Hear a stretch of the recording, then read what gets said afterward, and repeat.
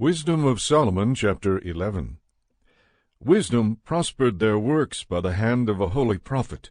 They journeyed through an uninhabited wilderness, and pitched their tents in untrodden places. They withstood their enemies, and fought off their foes. When they were thirsty, they called upon you, and water was given them out of flinty rock, and from hard stone a remedy for their thirst. For through the very things by which their enemies were punished, they themselves received benefit in their need.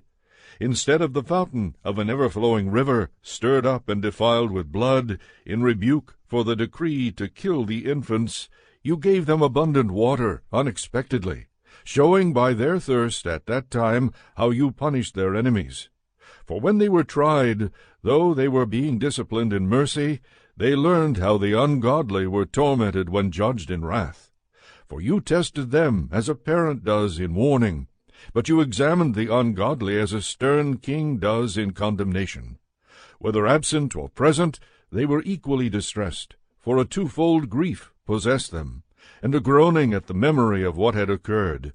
For when they heard that through their own punishments the righteous had received benefit, they perceived it was the Lord's doing. For though they had mockingly rejected him who long before had been cast out and exposed, at the end of the events they marveled at him, when they felt thirst in a different way from the righteous.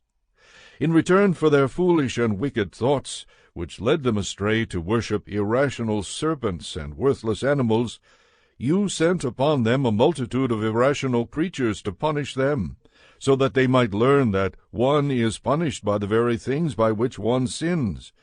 For your all-powerful hand, which created the world out of formless matter, did not lack the means to send upon them a multitude of bears, or bold lions, or newly created unknown beasts full of rage, or such as breathe out fiery breath, or belch forth a thick pall of smoke, or flash terrible sparks from their eyes. Not only could the harm they did destroy people, but the mere sight of them could kill by fright. Even apart from these, people could fall at a single breath when pursued by justice, and scattered by the breath of your power. But you have arranged all things by measure and number and weight. For it is always in your power to show great strength, and who can withstand the might of your arm? Because the whole world before you is like a speck that tips the scales, and like a drop of morning dew that falls on the ground. But you are merciful to all, for you can do all things, and you overlook people's sins so that they may repent.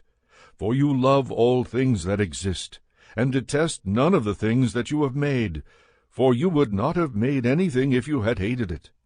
How would anything have endured if you had not willed it? Or how would anything not called forth by you have been preserved?